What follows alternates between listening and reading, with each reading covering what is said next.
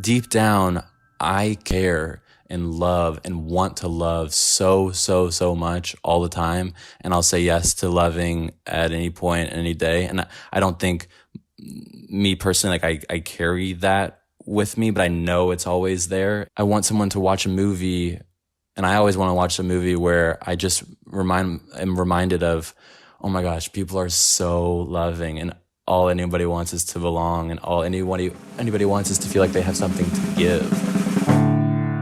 Filmmaker Magazine presents Back to One with Peter Rinaldi. Cooper Raiff is an actor. He sat down with me in cyberspace to talk about the work.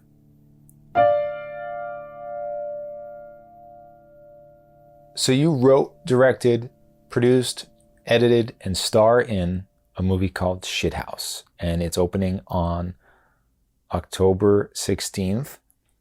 It won the Grand Jury Prize at South by Southwest this year.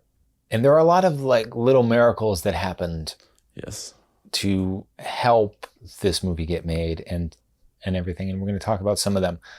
But the biggest miracle is how much I love this movie, because although I relate a lot to this young man in this movie, because my first year of college, particularly the first couple months, were horrifically bad for me. They were riddled with homesickness. I mean, the first week of college was the longest week of my life. And you go through some of this in this movie, and I related to a lot of that. But that was almost 30 years ago. And I don't even remember who that person was.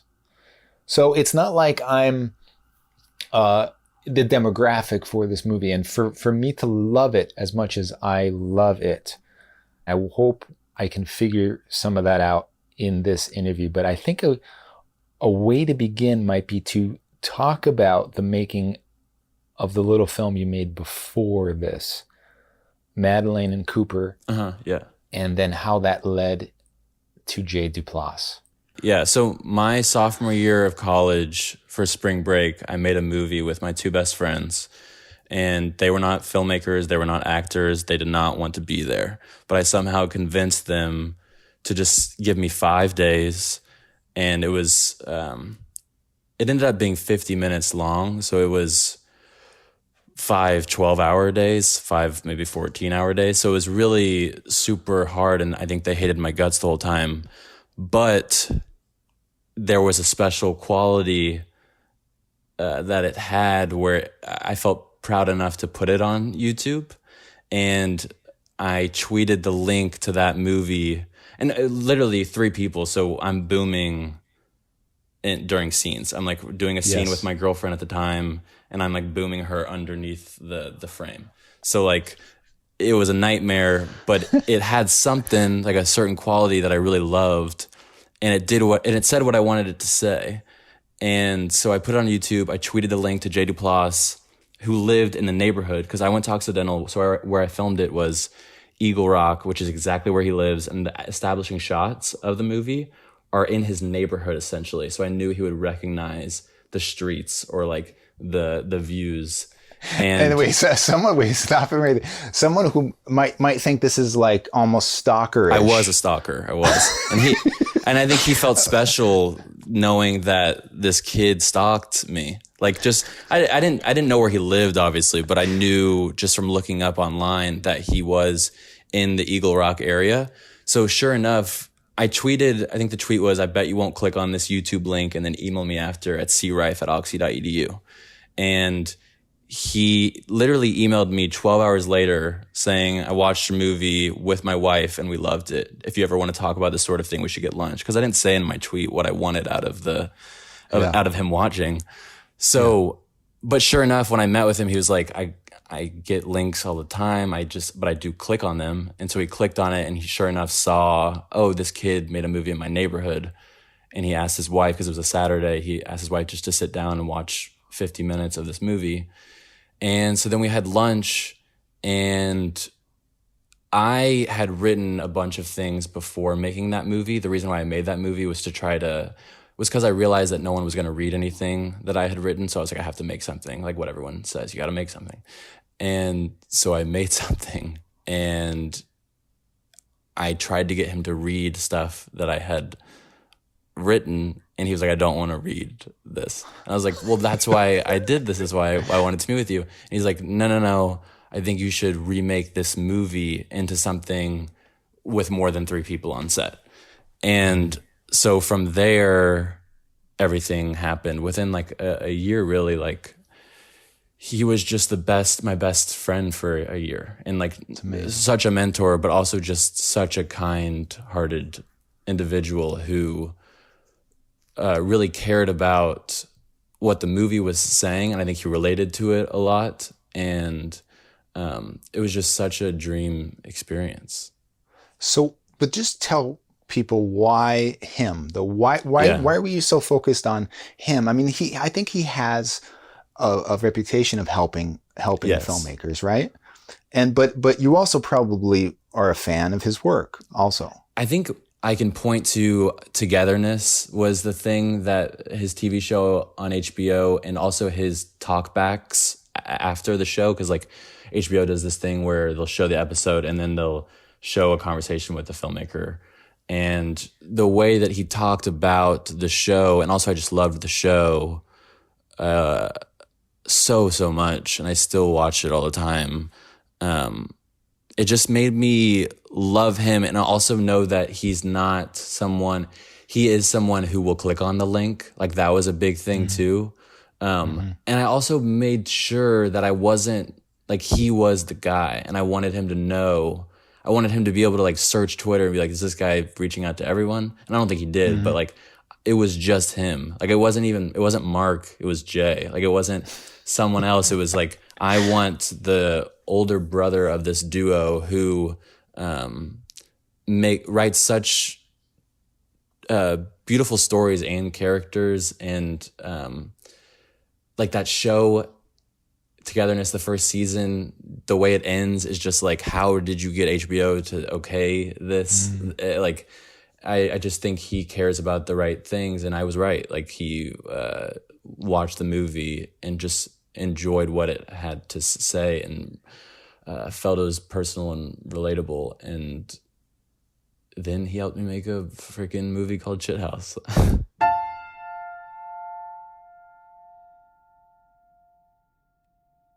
Now let's go back now. I want you to tell me about the Dallas Young Actors Studio. Yes. Yeah. What did this place do for you on that side of the camera as an actor? Because one part that we really need to fill in here is that even when you were thinking about making this movie, you were primarily wanting to act. Yes. Yeah. The Dallas Young Actors Studio truly did instill everything. And it's not your typical acting studio. We didn't work with scripts ever. We just like, it was not that it was a therapy session every time, but when I first got there, my first class was 9th grade in high school. And the teacher, Linda Cito, talked for a really long time. It was honestly the first time I went, it was very bizarre, because I was like, no one's acting here. We're not learning anything. She's just talking to everybody, and we're feeling emotional, I guess, but she's really just talking. And then she would have people kind of just do scenes and didn't give anybody really much to work off of, like kind of gave a situation, but really just kind of gave like the themes of the day, like what her big long talk was. That was kind of where the scenes would come from. And so you just write your own scenes, obviously. And sometimes it's like, I was in a class that wasn't the highest level class. And I mean, it could get painful, because like you got 9th graders, like improvising dramatic scenes. And so it's crushingly horrible sometimes. But then there's these moments that are just pure magic, obviously, because if you do that so often and I kept going back because I was just so intrigued by it. And at a certain point, I went to the next level class, and it really was just every single class was, I think, 2 hours, or maybe even 4 hours. And maybe I was in 2 classes or something, but it was basically just like 2 hours of this amazing woman named Linda talks to you for an hour. And then the other hour is just these improvised scenes that aren't necessarily interesting, but they're just interesting because we're in 9th grade and we're like making it up as we go. And like people are just like randomly like bursting into tears because they don't know what to say. And because we're not working with, and every time, and sometimes students would say, we want to work with scripts, we want to bring in the scripts, and she would bring in scripts and it'd be awful, like we would just like be terrible, and she's like, this is why we don't work with scripts. And I think there's also like, that's a problem in its own, like I think some people came for a day and realized, oh, I'm not going to work with a lot of scripts, and just left because they really wanted to learn how to dive into a written scene. But it really, really obviously informed the way that I go about making things, because I think of acting as writing, and like I think of obviously it's entirely different things, but like the first step is the writing for like in terms of acting, and then I realized I never wanted to direct, but really it was on Shithouse where I just realized that that's what I love to do. Like that's what combines all the things that I love and just like feel like I have a good handle on. Because I was so scared to direct because I don't think I'm a very good leader. But what I love to do is think about arcs and think about the way things weave together, and coaching of a story along. And that's what Linda at the Dallas Andrews Studio was really, really good at, even though it was like such a roundabout way of getting there. I don't even think that she had a method to her madness. It just like, it would always end in these like very beautiful things. And, but yeah, that I did 4 years at that studio. And I think I worked with like 4 scripts the whole time, like just wow. 4 days. It was really just so much of what do we care about saying today? And then there's we're gonna say it with ourselves. Like we're not really playing characters. We weren't very good at like, now I'm gonna play a Russian spy. Like we weren't doing any of that. We were just like, I was always Cooper, and the situations of Cooper were different than the situations I had normally going on. But I figured out a lot about who I was and what I was interested in and what I thought was funny. Because like when you're doing these very long scenes, also it's like she's not ending. Like she's not saying, "All right, scene." We're going on, and you find like your rhythm. And also, I had such chemistry. I mean, not right away, but with these people in the class. Like there was 5 core people who were there all 4 years, and we just like developed this. Of course, we did like an incredible chemistry. Where like I don't think I've talked so deeply to individuals in my life, just because that was the nature of the studio. And if you're listening to this, like it sounds almost not culty, but like it was so intense at times, but like there were also just like, in the same way that life, you bring all the lightness and the funniness. Like we also knew each other's senses of humor, and we knew how to make each other laugh in scenes. And when someone was like upset or like just to add like brevity or something, like I think I developed really good instincts about how to shift a tone or like bottle something up. And so I think that's where I learned everything, really. And when I got to college, I wanted to act, and I just quickly realized how tough auditioning was, and like how bleak it can get, and like you're going on auditions for like really, really horrible short films, and like there's nothing worse. And so I quit that immediately because I was like, this is horrible for my mental health. And then I started just writing, and I just really, that was the one thing, because I missed the studio so much. And the one thing that made me feel that a similar way was writing, and just like writing. And then I started kind of figuring out like how I could, because I used to just write such long scenes, because that was the nature of the studio too. And then I, at a certain point, realized I can trim this down to get to the heart or the core of what's happening in the scene. And I think that's when I figured that out, I felt comfortable doing that movie during spring break. And when I did that, I was like, this is good. I really like this. And it's like not just saying what I wanted to say about this relationship and the college experience and what it means to leave home and grow up, but like it's watchable. And so I was so excited, and it gave me so much confidence. And then when Jay said he liked it, it was just like, oh my gosh, I can do this. I can do this.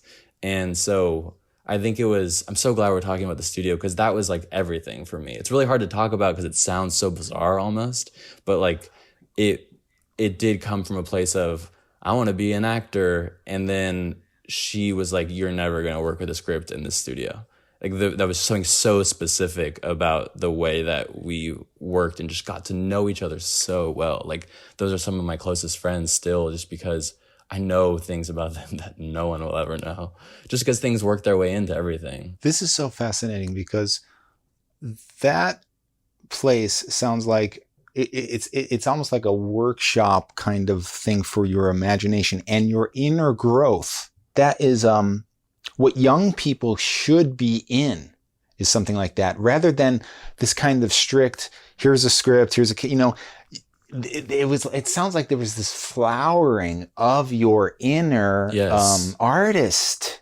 And just caring, and just caring about just starting with, I care about your interior life more than anything. Yeah. And not like diving in as a ninth grader, diving into a script about someone else, and like, yeah, because you don't know how the world works that well, and you don't know how people work. And so I learned so much about my just people by just talking to them and not knowing what I'm going to say, but also knowing that it has to be about something. Like I can't just talk to someone because Linda's going to stop us and say, what are you guys doing?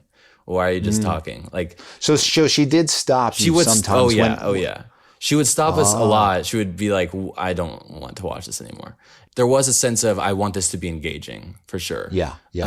But I think more important than that, it was all about what you were trying to say with the scene. Cause you would come up with, so what would happen is we'd be in a circle and you'd come up with your idea and you just go across to a person and they would just have to kind of like yes and it. But they didn't, you couldn't say before, like, this is what I'm about to come and say to you. Like they would have to, like we got really good at knowing kind of where we were going. But that's the other thing, is you have to learn how to really communicate with the person and communicate what's happening in this moment. And so there's like the exposition that you learn through that, like kind of like setting up, like, because we didn't do the whole, hey, I'm about to come across and do a scene where this happens and this happens. Like we didn't have that. It was like an improv troupe almost, but we were doing these very not jokey scenes. Not that they were dramatic, but they were just sounded like real people talking. But at the same time, I sometimes think about if I could go back and be a fly on the wall, I bet so many of the scenes were so excruciating to watch, because it's just like 10th graders, 11th graders talking philosophy, or like trying to say things, like trying to say like, this is how the world works or whatever. Yeah. And I'm sure as an adult, Linda's like, but she really cared about the development of these voices. And it was so special, such a special time. Has she seen Shithouse? No, I don't think she has, and I don't stay in touch with her very often because when I said the cult thing, like it was so personal that it feels so bizarre not to be close to her. So it like feels weird to like sort of stay in touch with her. Like I've done a terrible job staying in touch with her and a couple classmates too, because it really was all or nothing. And I think I know what you mean. Yeah. I think I know what you mean. Yeah.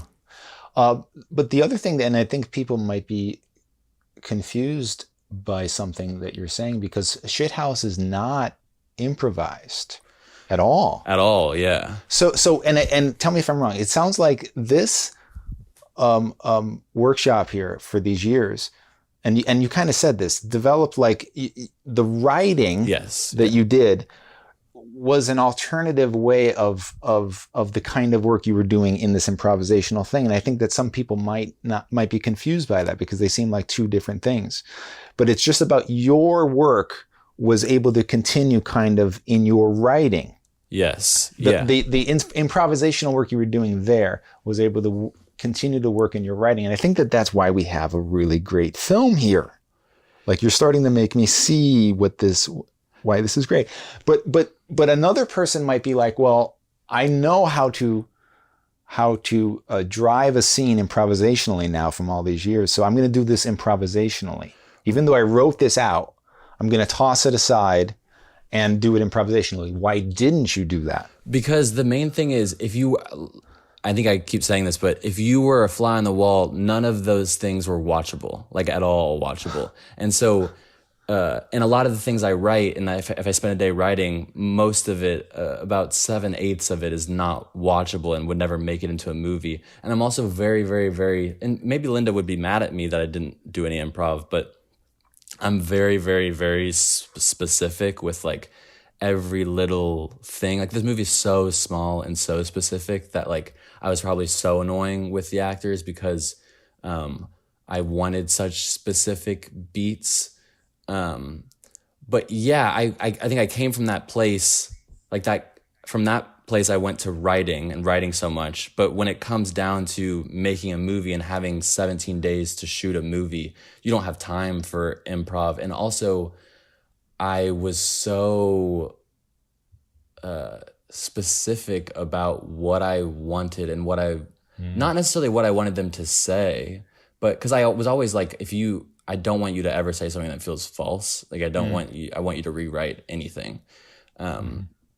So there was that improv element, but like there was one scene where it was all the exact thing that I wrote down, but there was one word that changed and it just made all the difference. Like, Dylan came up to me and was like, I think I want to change the word dud to loser. And I was like, incredible. And it just like was incredible just because it was so specific and like so poignant. And, but yeah, I don't think I would ever I really know what I want to say, like with this realistic dialogue. So I don't think I would ever want anyone to improv on set. Cause like there was actually like a couple times, like there was one actor who liked to improvise and it really helped morale on set. So I really loved that she was improvising because she's so funny and everyone around her would laugh. Cause the movie's not like super, when you're like, imagine filming it and doing a bunch of takes, like it's not super entertaining. And it's also hard to see what's special about it. So when she would improvise, I kind of loved it because it was so nice. But I think, like, I always knew it wasn't going to make it into the movie. But I think some people were surprised. I know what you mean. Yeah. Some people were surprised, like, oh, why didn't these funny moments make it? It's because it wouldn't fit at all. Like, I knew exactly what would fit and what wouldn't fit. And every time something happened that felt spontaneous, I always knew that is in the exact world. And I also have this rule where, like a self-rule, where in every scene, because it's written so specifically and I have all these beats that I want to hit, I always try to tell myself, find one thing that like is you just came up with in this moment, like that makes it feel more alive. Because I don't want it to just be like, we need to do exactly what I thought of. So I always try to find at least one thing. Like, for example, Logan, who plays my roommate, that scene when he comes in and he's drunk and he's on the bed and he's like, you suck, you suck, you suck. And he like does the Jerry Seinfeld impression. That was written more as like, I didn't know how much Sam cared to communicate to Alex, but Logan brought this such a visceral like hatred for being in a room stuck with somebody. Cause like the thing about college and roommates is you're gonna hate each other because you're so close to each other, and you're also gonna eventually become pretty close because you're so close to each other. And so, but that scene was not originally so pointed at like, I hate you, I hate you, I hate you. And so on the day, I like kind of pulled him aside and was like, I really want you to just like go into me. And because I think you want to. Like there was something about, it was a long day too, and I was like towards the end of the day, and I was like, just go into me. And he went into me, and it's such a poignant moment in the movie to me. And it's so funny because he's so funny. Like he's just such a funny person. And so that scene is like another like great example of finding something that makes it feel alive and new and but still specific.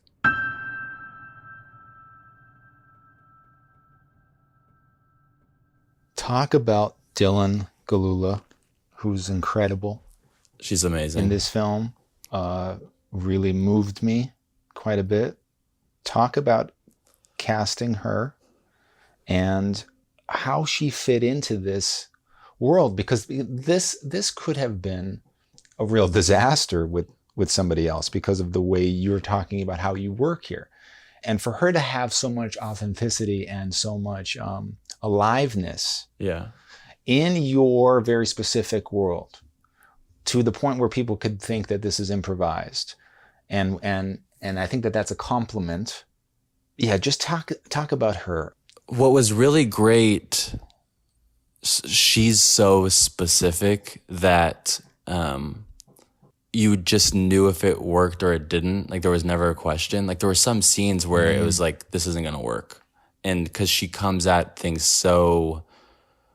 she brings so much of herself to, I don't know if I can say this about other roles for her, but for Maggie, she brought so much of herself. And I knew that she was so spiritually aligned with Maggie. Like, she's kind of what I wrote.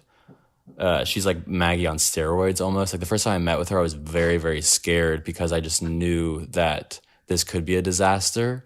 But I also knew that us being in a room just sitting there is so interesting to watch because we're so different and we bring such different energies. And she's so, not that she's scary and not that she's like such a force, but she's, and she's not rigid either. She's just really amazing and so smart, has incredible instincts, is very, very funny, and is just like with it in a way that I don't know if many actors are. So like, she'd never, everything I said, even though it was probably so poorly communicated, she always knew exactly what I was talking about and exactly what I wanted. And also she knew that she was always on the same page of like, this isn't going to work. Like, this is just not something that I like will do well. Like, this is, the writing here does not work for what we've been doing. So there was a lot of scenes that were cut just because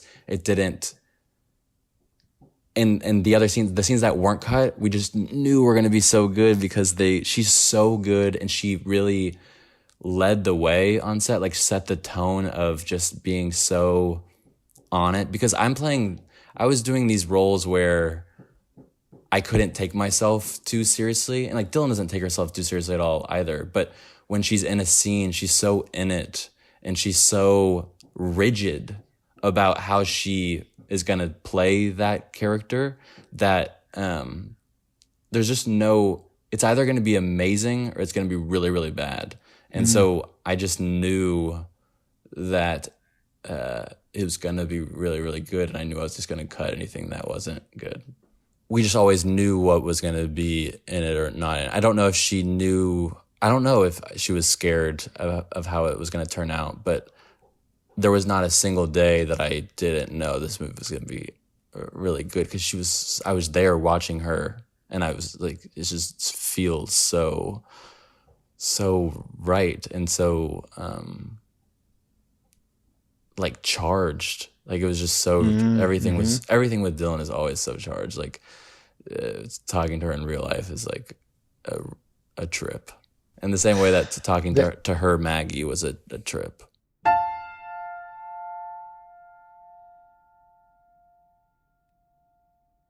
Here's a quote from an article. I think it's in the South by Southwest. Maybe it's in the something that they released, an interview with you. They ask you, what do you want the audience to take away? And you say, I want the movie to bring some comfort, not by like delivering any straight up comfort about where we're at or where we're going, but by keying in on the possibilities of love and care and effort and kindness and what can happen when we spend a lot of time with somebody. I also want my family and my ex-girlfriends to really feel how much I love them and really know that I'm carrying them around in my heart every day. I think when I read this, I was like, maybe this was why I was so moved by this film. On top of loving it in other ways and laughing and loving it as a romantic comedy send up of, that appeals to me and the tone and everything. I was trying to think, why do I want to share this with my wife immediately? This got me close to it. There's something in this. And what I'm hearing from you is that there's a lot of you in this, and that's all I want from a filmmaker. Like, just give me you. But this love part, this is what I want to talk to you about, because somebody wants to impress someone right now when making a movie. I don't know that they would go down this road, but it worked. And so just what was that aspect of it? What is behind that? Well, I think behind me personally, but behind so many people, there's just like a deep,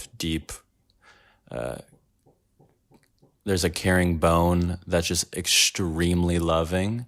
And Alex is not, my freshman year was different than Alex. I think I turned my brain off in a way that, like the way the characters talk about, I think I was someone who did turn their brain off to how painful leaving home and growing up was. But I really wanted to write a character that stripped away all of that and just was like faced with the actual reality. Because I wanted to say what college meant, what college I think means, not just to me, but like to everyone kind of discovering a second home, like not just college, but just leaving home. And, but I also just wanted to speak to deep down, I care and love and want to love so much all the time. And I'll say yes to loving at any point, any day. And I don't think me personally, like I carry that with me, but I know it's always there. And so Alex, this character that I wrote, I just wanted to like completely dive into saying that there's no way I'm ever going to say, like, I'm just thinking about the last scene, but I don't want to ruin it, but he's just, the way he was raised is like, he wants to take care and he wants to love. And what I wanted to say about that person is that person usually doesn't do a good job of taking care of themselves, and they need to learn how to take care of themselves before like healthfully caring for others. But that quote is, I want the people I love so much to know that like I am that sensitive, even though I maybe don't show it in my life and I don't call home enough, or I don't text an ex back because I just like, for some reason, I don't know, like I just want them to know that I carry them around with me everywhere and I love them so much. And it affects like the sex scene in the movie where like he can't get it up. Like I think that's because Alex is thinking about his high school girlfriend. Like I think he and I wanted to like include that scene where they talk about the ex because it was such an important part of my life that when I think about it, I know is like so deep down in my body, but I don't ever show it, and I'm not very good at expressing it, and I am not great at expressing to even like my mom like how truly devastating it is when I think about the fact that things aren't going to ever be the way that they were. And I am such an emotional person, but it really takes a lot to get there, and in the same way that I think it takes everybody a long time to get there. And I really, really, really, the comfort aspect of that quote is like, I think it's gonna, I want someone to watch a movie, and I always want to watch a movie where I just am reminded of, oh my gosh, people are so loving, and all anybody wants is to belong, and all anybody wants is to feel like they have something to give. And that's all Alex is. And he has his shit to figure out and needs to learn how to take care of himself and make his bed and like clean up after himself, and before he can really truly be there for somebody. So I did want to say that, like, Alex isn't a perfect character by any means. He's like, says the wrong thing so often, and just like has a harsh way of looking at people who are just trying to survive. But like, I do care so much about not just the love thing or the care thing, but like extreme unhealthy, I'm always gonna be there. Even if it's not the best thing for me, I'm like always gonna take care of you and always look out for you. And like, if you're asking me to do something screwed up, I might do it. Like, I just think that people need that safety net, and like to know that that exists in everybody, because it does. And I think like Maggie is so similar to Alex in a way that she'll never admit, but like, because I think everybody is. And it's hard because I know I'm playing Alex, and like people know that it's personal. I don't want to say that, like, there's so much of myself in Maggie. There's so much of myself in Sam, the roommate. I like drank so much my freshman year, and I ghost people like Maggie, but I'm also very, very, very desperate like Alex. And I think the way that everybody is. And I wanted to just like do that character like on screen where he's just like scaring himself with the vulnerability. Like that scene, when I filmed that scene, like the climax, it's just like I scared myself, because it's like, oh my God, I have so much that I need to like Are you talking about the phone call? The phone call? Yeah, the phone call. It was such a sad. I was really so. I couldn't stop crying even like after we cut. It was just like, and we did another take way later, because a lot of people were like, I don't know if we should do that much crying.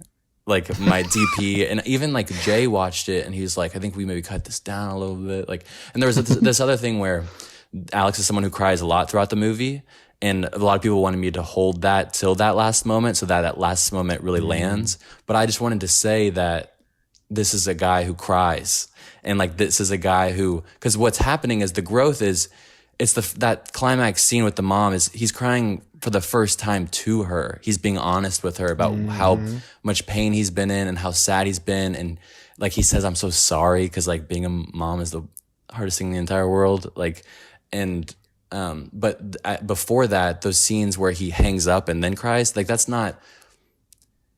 There is growth in being vulnerable with the person on the phone and like letting them hear you cry.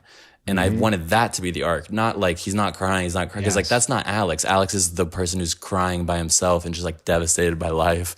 And like that's not me necessarily. But when we all, I think, have those moments.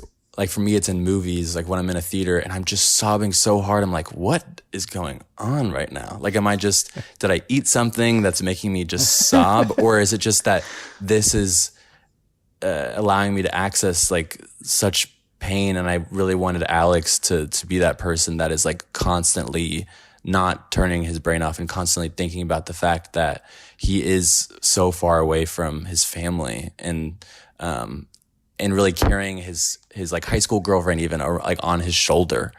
And like, she's like, when she's seeing that like Alex kiss another girl, it's just, that's why he's having so much trouble, is because he's carrying all of this life sadness around with him, that in a way that I didn't my freshman year. But if I hadn't had so much alcohol in my system, maybe I would have. Okay, this is the part where I start yelling.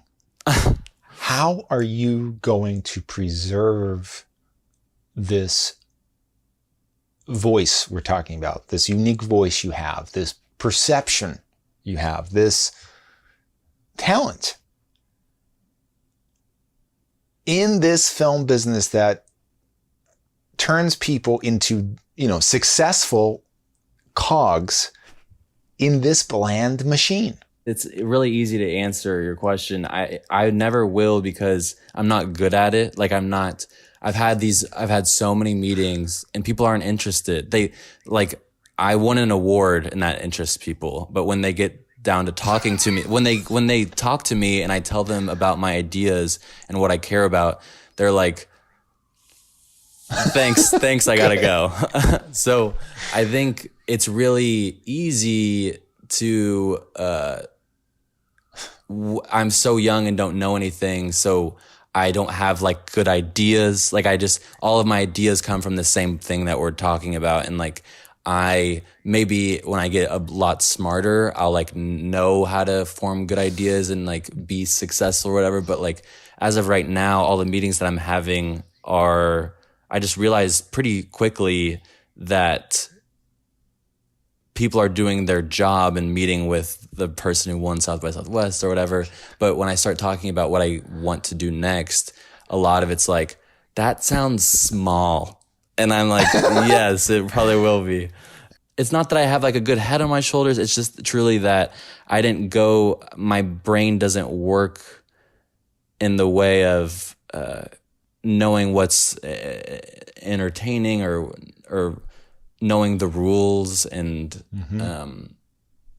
it's been so validating to hear people like you just like loving the movie, and it makes me feel so excited about keeping that. Like I don't feel like the pressure of, because of conversations like these, I don't feel the pressure to, I gotta keep these people on Zoom with me.